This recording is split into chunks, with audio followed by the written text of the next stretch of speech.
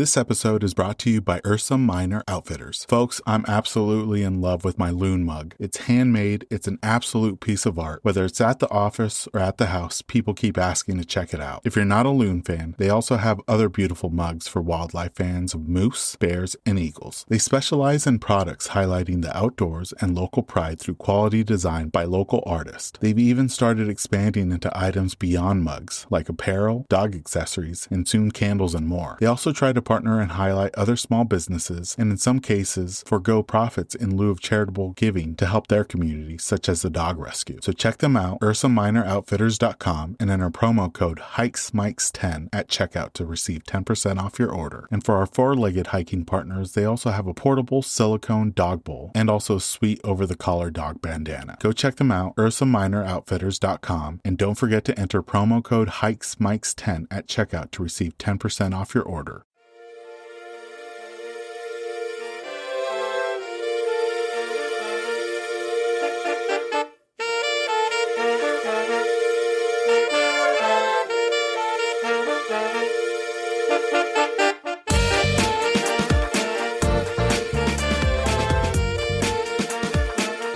Welcome, everyone, to the latest episode of the Hikes and Mikes podcast. I'm your host, Ivan, and I'm excited to share this new season of the podcast with you. With both fall and winter arriving in the Pacific Northwest, it's time to store the mobile recording studio. This season, we'll be switching things up and interviewing some of my favorite hikers that I follow on Instagram virtually. We're following a similar format to season 1, where the first part of the episode focuses on the guest and their hiking adventures, and we're still going to end each episode with a speed round of this or that questions, all related to hiking. Today's episode features Shawn from Illinois. You can follow him on Instagram at Middle-Aged Hiker Trash. We'll be asking Shawn what it's like to hike in Illinois, how he finds all his great hiking memes, and why nature preserves might be the hidden gems when trying to avoid crowds at national parks or state parks. Without further ado, let's jump into our episode with Shawn.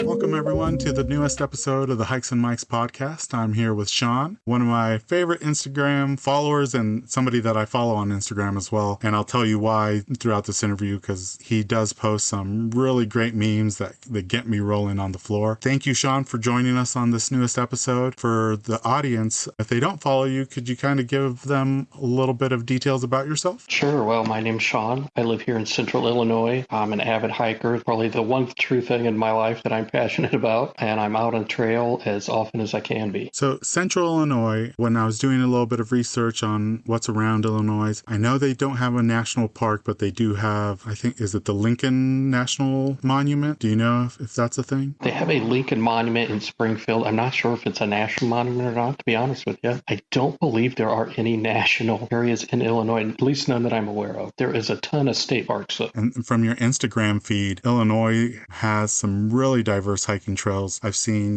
you've done forest hikes, some great river walks, and even through some like prairies and meadows. Is there a specific region in your home state that you like to explore? I am mostly the central area is where I spend most of my time. I love going down to southern Illinois where the Shawnee National Forest is at down there. That has some just beautiful area. I don't get down there enough. I wish I could spend more time down there. There are some great parks up north, though, that you wouldn't, the closer you get to Chicago, you wouldn't think that there are these great scenic areas, but there are some really beautiful spots up there. So the whole state, really from, the national forest down south to central Illinois that you show on your feed, but it sounds like the whole state has a quite a diverse sections of hiking to explore. Yeah, it's got a little bit of everything.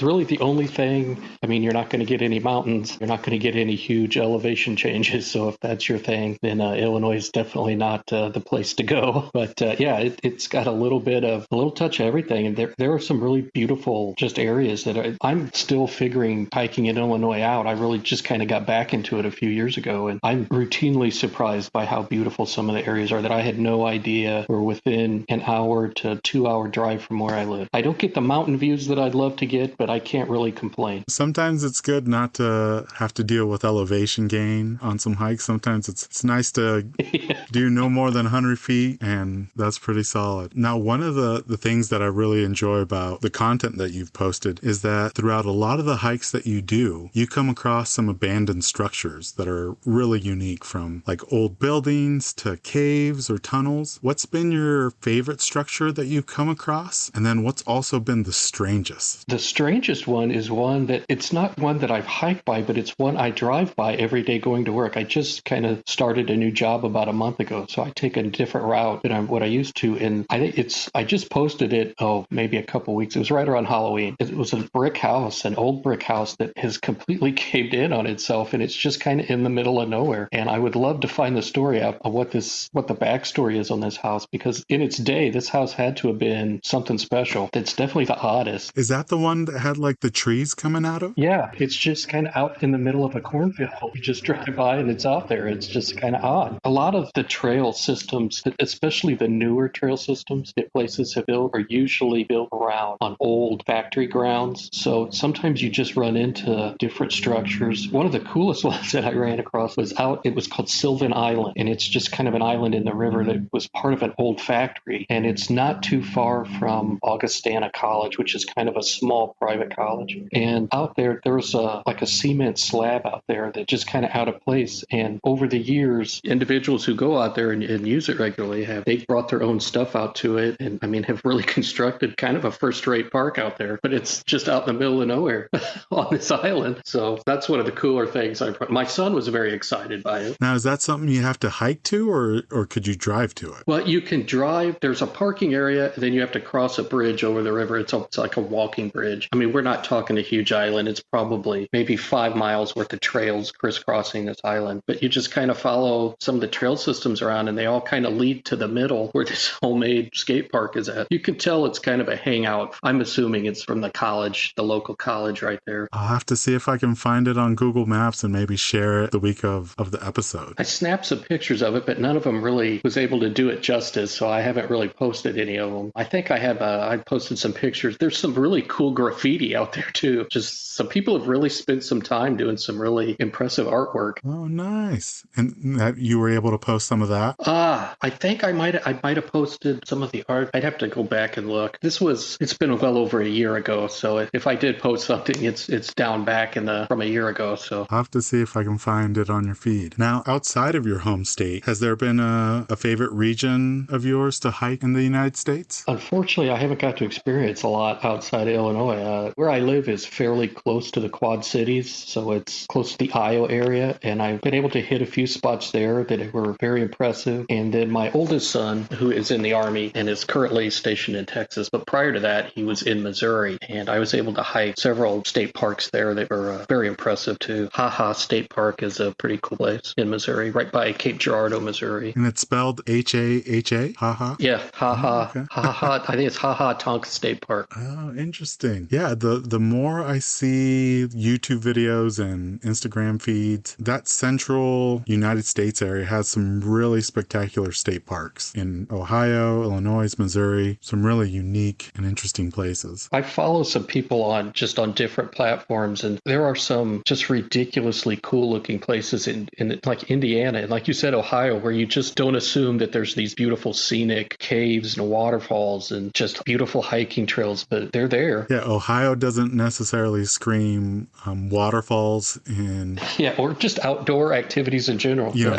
Some of the state parks that I've seen have some spectacular waterfalls and just some really unique environment and landscapes. Yeah, I've been surprised by just how many forest preserves there are that aren't necessarily state preserves, but just like even private ones that are in the area that I've grown up in this area my whole life, that I had no idea were there until I really started putting some time and research in to just find different areas to go. Interesting, yeah. There's a couple preserves in my neck of the woods, but I don't think I've had a chance to visit them. But it's definitely something that people should kind of keep in mind, is those might be good places to kind of avoid the crowds of popular state parks, would you say? Yeah, they're usually not. Very rarely a lot of people out there. And one of the big things, especially this time of year, I'm not sure what it's like up there in Washington, but this time of year, it's deer hunting season here in central Illinois. And so you got to kind of be careful where you're going. With those forest preserves, they don't allow hunting on those. So those, you can almost guarantee that those are always going to be good places to go. That's smart. smart. Yeah. Yeah. I think we just either elk season finished up here or it's about to finish up. But yeah, that's a good point. You don't want to get mistaken by a hunter. So definitely a preserve where hunting's not allowed would be a really safe place. It's kind of odd, but many of the state parks here allow hunting. So during hunting season, a lot of the trails are closed, obviously. But so yeah, if you're looking for places to go, the forest preserves are usually, that's during this time of year, that's where I head most of the time. That's a good tip. So Shawn, one of my favorite things about your page is that you constantly share some really funny hiking memes. How do you kind of find some of these? Because it seems like there's like some cartoons, there's ones that people have made into memes from a picture, and there's even like some that it looks like you took a picture of and kind of made your own comment. How do you kind of come across these? I love to laugh, and I try not to take everything really serious, especially in this day and age where it's just every corner you turn around, there's a new stressor. I had a job. I used to work for a college, and I had quite a bit of downtime. And so I would just start Googling and scrolling and see what I could come up with. And if it made me laugh, then I would tuck it away on my phone, and so I could post it at some point. I have a folder that's just full of them if I see something that I like. So that's just kind of how it started. And then I got quite a bit of feedback from some of them. A lot of people will message me and tell me that they like the memes or that they're laughing, or a lot of people will tell me, hey, I'm going to steal that, which by all means steal it, because that's how I got it. So, yeah. But that's really where it started. Now, can you recall a favorite one? Do you have one that's kind of engraved in your mind that kind of makes you chuckle from time to time? And I don't know. There's so many. I posted one today that just kind of struck with me, that it said something like, you should always be yourself. Unless you can be a hiker, then always be a hiker. And I thought that's just good life advice. Yeah.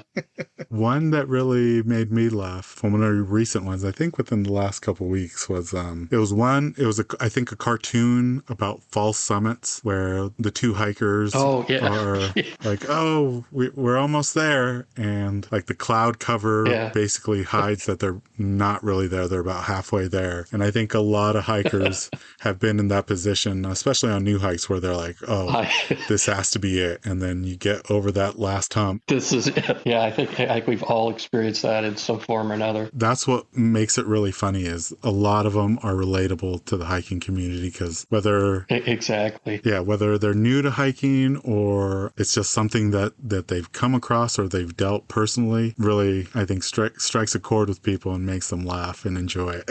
I have one I haven't posted yet that I just actually found a couple of days ago, that it's a cartoon, and it's a grandpa talking to his grandson, and they're hiking, and he's telling them, you're going to have all these memories, and the entire time the kid's complaining about them, and then at the end the grandpa says, well, I didn't tell you they would all be good memories. And that stuck with me, because that's I think I've used that exact same phrase with my kids when I drug them out to the parks with me when they were younger. So it just kind of struck me as funny. I'll have to wait and see when you post it, and then maybe cross post it on my story.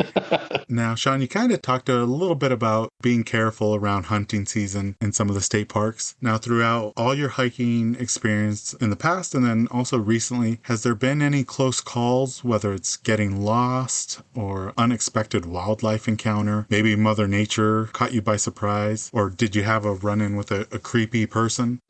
No creepy people. I did get probably the worst weather situation I got stuck on was I was at it was a preserve, and it's really my own fault, because the weather, I knew it was going to be a bad weather day, but I thought I had a pocket in there where I could get some time on a trail in, and I just got caught in one of the worst severe thunderstorms I've ever seen, and I got stuck up on a bluff, and it started hailing and the wind was coming in. I thought for sure I was going to get sucked up in a tornado, and I just had to kind of take shelter in this. It was a fallen tree, and I just kind of crawled under it and waited the storm out, which was a good 10-15 minutes. It seemed like forever. And I kept thinking, man, I am going to die up here and no one's ever going to find me. But once the storm passed, because it was during summer, so it was very humid. Once the storm passed, the temperature changed, and it caused this mist to just kind of waft in. And I was able to take kind of a cool picture of it, and it had a real like fantasy forest glamorous look to it. It was one of the favorite pictures I've ever taken, but I don't know if it was worth the stress, though, because that was a scary story. Did you get hit by any of the hail? Were they good size, or were they some of those small ones? It was like little pea-sized hail. It wasn't huge hail, but yeah, I mean, I was just kind of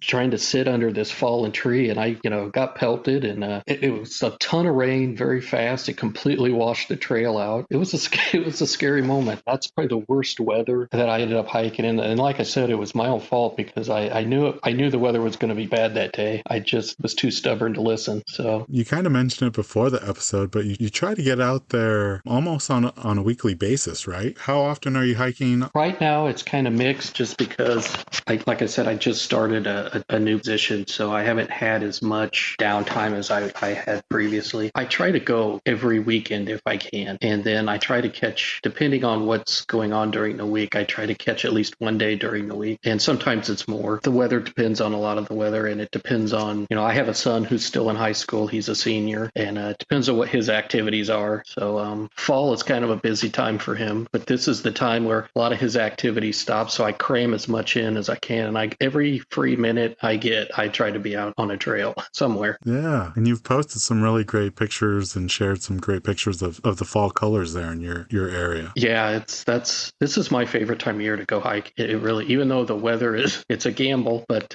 just the leaves, and it's just beautiful. You can't beat it. We have up here in Washington larches, a type of pine tree that loses its needles, but before it loses it turns kind of like a golden color, and they nicknamed it over the last couple of years Larch Madness, just because everyone's trying to go on these trails to kind of see them change. So I think fall, regardless of where you're at, it's definitely, especially like I know the Northeast has some pretty spectacular hills and forests that all turn colors, but I think fall is definitely a popular time for a lot of hikers. Yeah, it's just kind of a perfect combination of the leaves changing, the weather getting cooler, so you're not just sweating to death out there. It's my favorite time of year to hike. I hike year round, but this is definitely the October, November are my two favorite. When it comes to your hikes, I feel like a lot of hikers have an I made it ritual. Either it's on the trail, on a summit, or maybe it's after the hike. I feel like, normally it involves maybe a favorite snack or meal, possibly some trail brews, or even just like a moment of zen. Do you have a I made it ritual? Usually it involves, I love that term, and I'm going to steal it, trail brews. I have dabbled with the idea of just starting a blog and calling it Hot Trails and Cold Beer. Oh, I like that. Yeah, my ritual is usually once I get off the trail is I love, a cold beer. And that's kind of how I celebrate. It's kind of odd. I've noticed through Instagram, I had no idea this was a thing. This just shows you how kind of old and out of touch I am. It's how popular once you get to summits or whatever that people just like to take their clothes off. And I'm just, that's not me. And trust me, no one wants to see me that way. Nobody. There's been some interesting I made it rituals on the trails for people. Some that I wouldn't personally do, but to each their own. Yeah. Do you have a specific beer? Yeah, hike your own hike. I like that. You know what? It kind of depends on the time of the year. This time of year, I like dark beers, so stouts, porters. During the summer, I'm a big shandy guy. Any local beers from your area? Lion and Kugels is a popular one. They're not an Illinois beer, but they're very popular in Illinois. I want to say that's a Michigan beer, but there are a lot of local breweries. I'm a kind of a brew pub fanatic. I love craft beer, so a lot of times I'll plan my adventures around. Okay, this trail's here, and it's only so far from this brew pub. Then I'm going. So there you go. Yeah, I know a lot of people that, especially on specific trails, they'll go to it because there is a restaurant or a bar that they like to visit afterwards. Yeah, I will say this. If you like beer, if you're ever in the Peoria area, you have to go to a place called Rodell's. And Rodell's, okay. The owner, he is from Scotland, and he brews his own beer. That's the only thing he sells there. And it is top notch. I'll find it on Google, and I'll put it on the episode show notes so people can kind of check it out as well. Yeah, it's a very cool place. He's a cool guy, and it's the best craft beer I've ever had. Oh, great tip, Shawn. If I ever visit Illinois, I've always wanted to go to Chicago, but there's so much more to explore that, especially if you have a rental car, being able to kind of go 2-3 hours outside of the city. So when it comes to your pack list, you kind of shared that you like to pack light. What would you consider to be your MVP of hiking gear? Oh, wow. I'll be honest with you. I am not a kind of a gearhead. The style of hiking I do lends itself to the fact that I don't need a lot of specialized gear. I'm kind of a day hiker. I don't do a lot of through hiking. I would say the MVP is my boots. I wear the Merrell Moabs. I have had them for 3 years now, and they still look like they've just come out of the box. I mean, they've really stood up, which I was surprised, how well I figured I'd blow through them in a year, but this is the third year I've had them, and they're still in as good a condition as the day I got them. So yeah, I don't think I've ever had hiking boots that have lasted that long. Usually I can get maybe a season and a half or a year and a half, and then I'll switch out. But no, hiking boots and just footwear in general is important when it comes to hiking, because I've been there where when I was first starting, buying cheap boots and then realizing that you need to start investing a little bit more in your boots because it's either going to make or break your trail experience. I just started. I was not a big believer in like trail running shoes, but I have just started using those this year, kind of mixing it in for some smaller hike. And I've become a believer. I've been using the Saucony trail runners, and I'm pretty pleased with how they work out. I have a lot of foot issues, so I'm almost flat-footed, so I have to be real careful. And so I get a lot of foot pain if I'm not real careful. But those two brands have been pretty. I can't really complain. Yeah, especially like in the summertime when it does get humid, you don't want boots up to your ankles. Sometimes it's nice to just have some lightweight shoes with good traction and tread. I have noticed more and more people on the trails are using trail runner shoes instead of a traditional boot. I was kind of a purist with that. It kind of drugged me kicking and screaming into trying the trail runners, but I'm a believer now. So yeah, when I was living in Hawaii, I would do boots on trails that I knew were going to be muddy, but outside of that, it would be, I think it was Asics trail runners, which they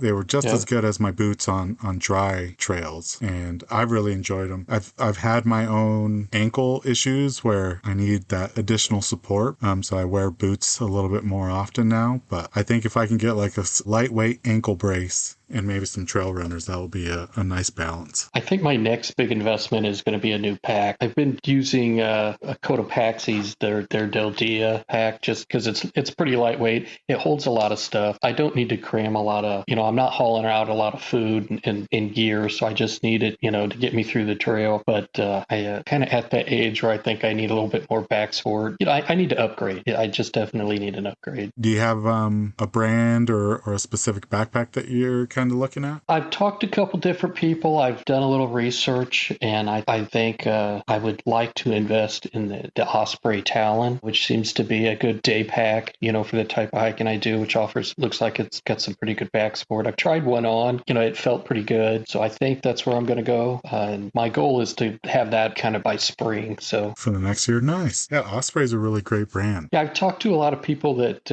online, and when I explained the type of hiking I do, and I asked them what do you think I should go with, that's almost, probably 95% of the time is the one what people tell me. Now, on the flip side, Shawn, has there been any piece of gear that you've bought thinking it was going to be like a game changer, but it turned out to be more of a flop? I bought a water bladder that would fit inside my Cotopaxi bag and to carry, and it was terrible. It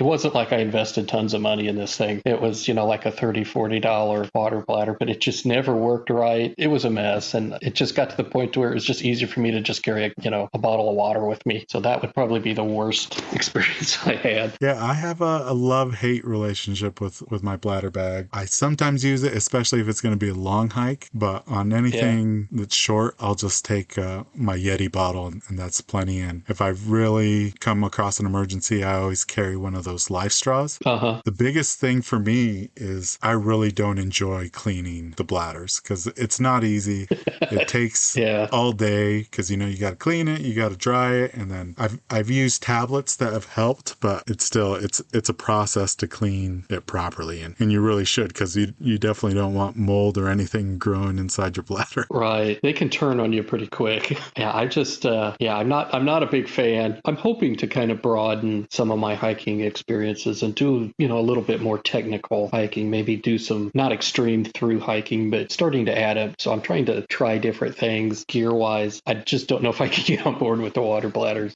I think a love-hate relationship is a good description. You've mentioned, Shawn, that you've recently, within the last 2 or 3 years, have kind of reintroduced yourself into hiking. What advice would you have for first-time hikers or for those that are also just getting started so they have a safe and rewarding experience on the trails? Research. Do a lot of research, because when I started to get back into it, I jumped into it feet first and I was gung-ho and I thought, I'm going to go to this state park and I'm going to hike these trails. And then I would get there and I was so overmatched that, it wasn't funny. And that could be pretty disheartening too, when you feel passionate about something and then realize you can't do it at the level you want to do it. So I suggest, read up on the state parks, learn what kind of trails there are. Are these flat trails? Are they easy? Are they moderate? Are they hard? And it's okay to stick to the easy trails. It's okay to get your legs under you before you start working up. Know what your mileage limit is. If you're good at 3 miles, then stick to 3 miles. You can gradually build that up. When I first started,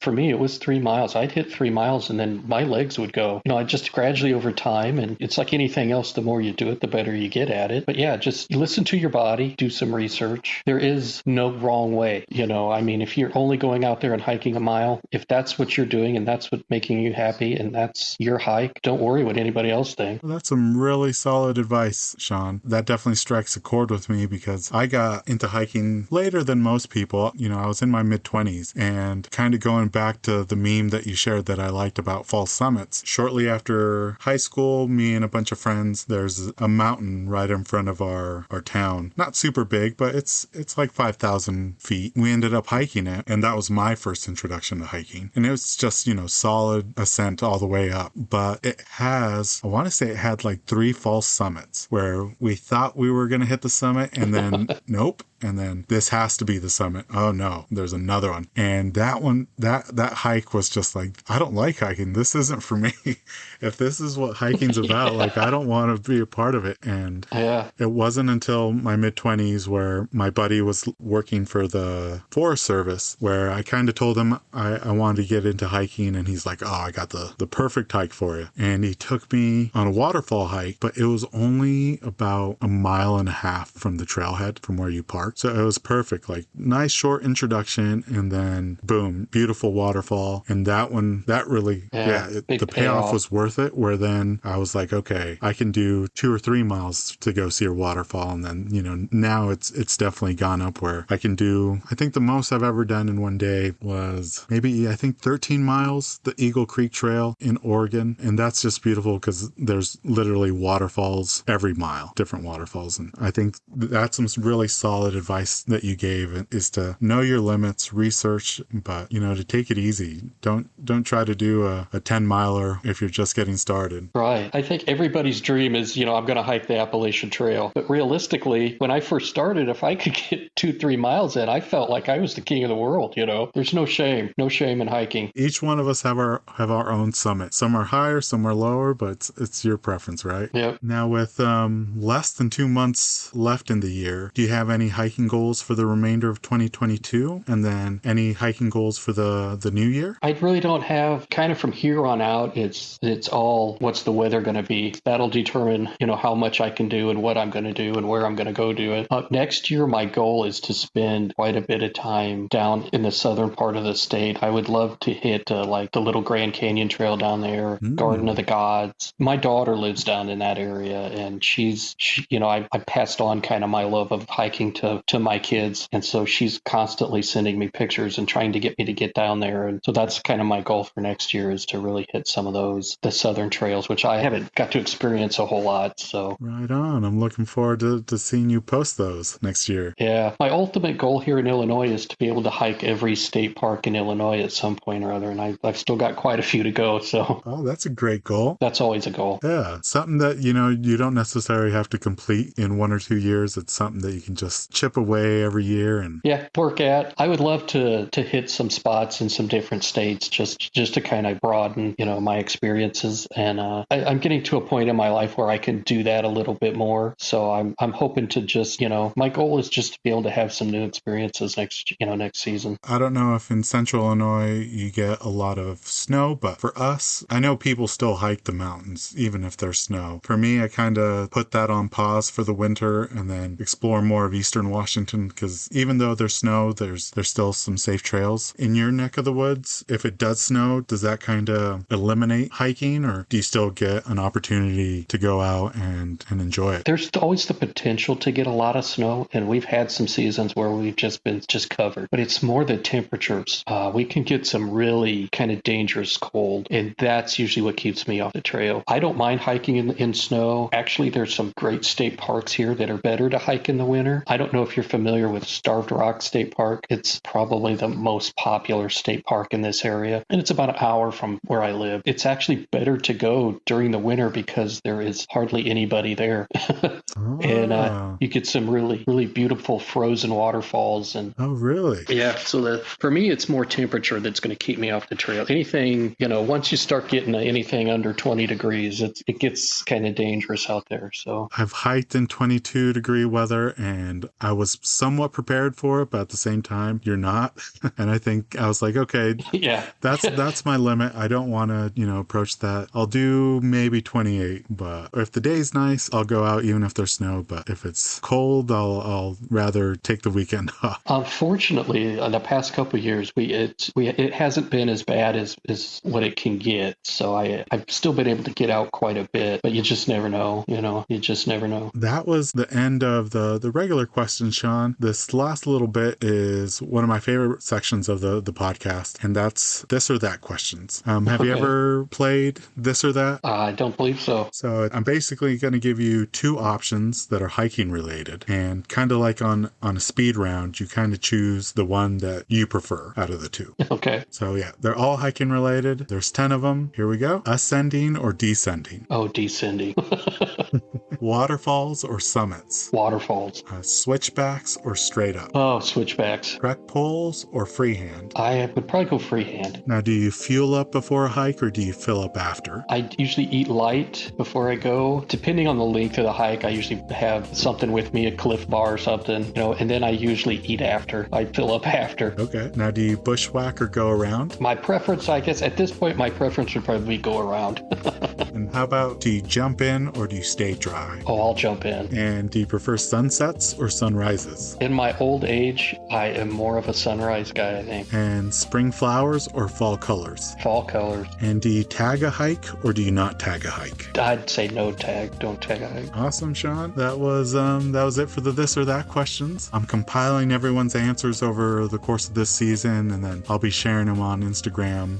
Right. Where things are leaning. I feel like most of them are now at 50-50. I'll have to update the spreadsheet and see where we're at. But it's been really great talking to you and learning about hiking in your neck of the woods and hearing about how you get your memes. But for those individuals that don't follow you that are listening in, what's your Instagram handle or social media handles where they can follow you to see some of the content that you're posting? My only social media that anybody would want to look at would be my Instagram one, and it is Middle-Aged Hiker Trash. Is there a story behind that name?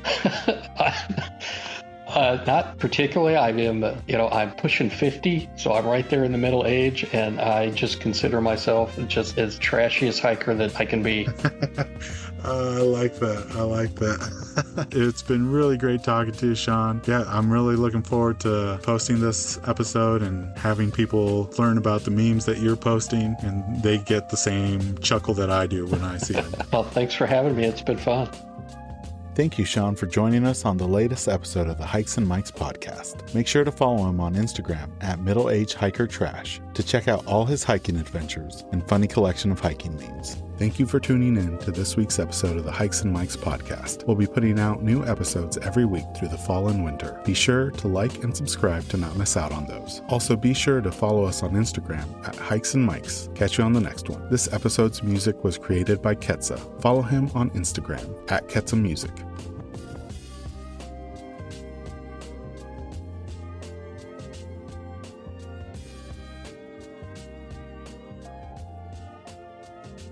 This episode is brought to you by Flip Socks. Whether you're on the trail, on the job, or in the yard, Flip Socks will keep Mother Nature out of your boots with their innovative nylon sleeve. You no longer need to worry about any annoying debris getting trapped in your boots during your hikes. Simply flip down the nylon sleeve over any boot to prevent Mother Nature from finding its way inside, keeping your feet comfortable all day long. To get your first pair, visit flipsockswithaz.com and enter promo code HikesMikes10 at checkout to receive 10% off your order. And for listeners who use the promo code at checkout, I'll be donating 100% of the Season 2 promo code proceeds to Big City Mountaineers, who provide transformative experiences through connections to nature that strengthen life skills and build community for youth and disinvested communities across the nation. So if you're tired of bits and pieces of the trail finding its way into your hiking boots, pick up a pair of Flip Socks today with the promo code HikesMikes10 to get 10% off. For website and promo code, see the episode description.